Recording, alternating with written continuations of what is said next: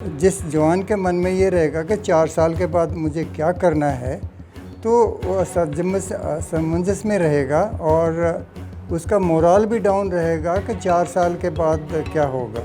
वो रिटायरमेंट से पहले ही उनको एक मोमेंट ऑर्डर मिलना चाहिए कि आप रिटायर हो रहे हो 1 महीने के बाद, आप फलानी यूनिट में जाकर रिपोर्ट कर दो। बीएसएफ हो सकती है, सीआरपी हो सकती है, कोई पुलिस फोर्स हो सकती है। वो अभी कुछ भी नहीं है, आजकल सिर्फ बातें हो रही हैं।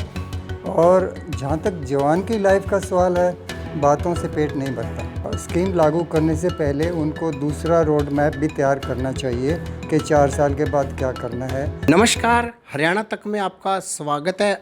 आज हमारे साथ है सेना से रिटायर्ड अधिकारी S K. Kundu, colonel S K. Kundu. आज हम इनसे जो अग्निपथ योजना है जो इस सरकार ने लागू की है, इसको लेकर हम बातचीत करेंगे, कितनी कारगर है और ये बताएंगे, क्योंकि इन्हें काफ़ी अनुभव भी है, तो इस बारे में हम इनसे बातचीत करेंगे। बताएं कुंडू साहब कि जो सरकार ने एक योजना लागू की है युवाओं के लिए, ये कितनी फ़ायदेमंद है, कितनी नुकसानदायक है? मैं तो इसके बारे में यही कहूँगा कि ये स्कीम एज़ ऑफ नाउ ठीक नहीं है, क्योंकि कोई भी स्कीम को लागू करना पहले डिस्कशन होना चाहिए जवानों के साथ, ऑफिसर्स के साथ। और पेपर पर तो ये स्कीम अच्छी लगती है, लेकिन 4 साल के बाद क्या होगा, हर एक आदमी पूरे इंडिया में ये सोच रहा है कि भाई ये तो एक जल्दी में किया हुआ है। कोई पॉलिटिकल रीज़न हो सकता है या फिर फ़ायदे तो बाद में पता लगेगा, क्योंकि जिस जवान के मन में ये रहेगा कि 4 साल के बाद मुझे क्या करना है, तो वो असमंजस में रहेगा और उसका मोराल भी डाउन रहेगा कि 4 साल के बाद क्या होगा।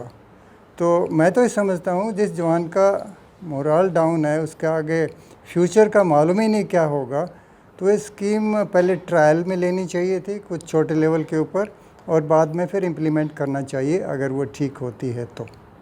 सर, अधिकारी के नाते, सेवानिवृत्त अधिकारी के नाते, मतलब आप क्या सुझाव देना चाहोगे सरकार को, किस तरीके से इसको लागू किया जाना चाहिए था?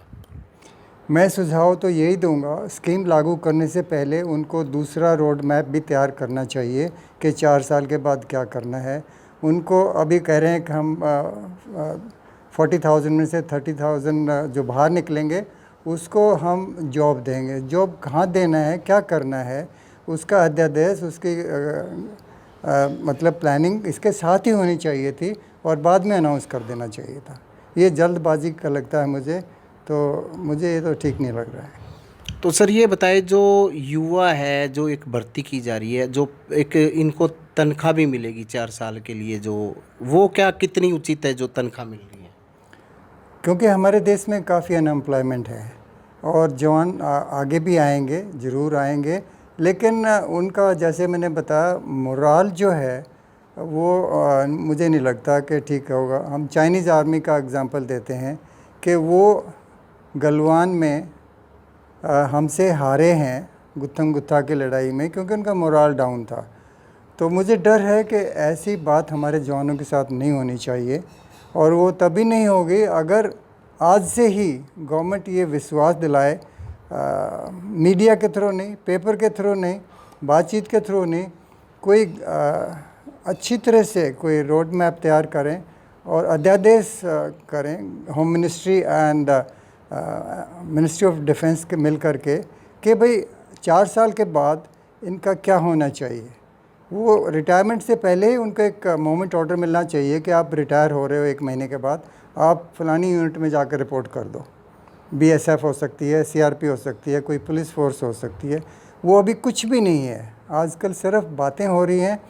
और जहाँ तक जवान की लाइफ का सवाल है, बातों से पेट नहीं भरता। सर, युवाओं का कहना है कि वे लगातार कोचिंग भी कर रहे हैं, पीछे कोरोना काल के कारण भी भर्ती नहीं हुई, और अब जो ये स्कीम निकाली है जिससे युवाओं में काफ़ी रोष है। अभी रोज़ तो होगा, क्योंकि अगेन ये 2.5-3 साल हो गए और हर साल तकरीबन 60,000 जवान रिटायर होते हैं। मतलब अभी तकरीबन 2 लाख के करीब रिटायर हो गए हैं। 2 लाख की कमी तो है ही, इसलिए लोग तैयारी कर रहे हैं, अभी भी कर रहे हैं, लेकिन उनको लगता नहीं कि आगे क्या होगा। ये अनसर्टेनिटीज़ है उनके माइंड में।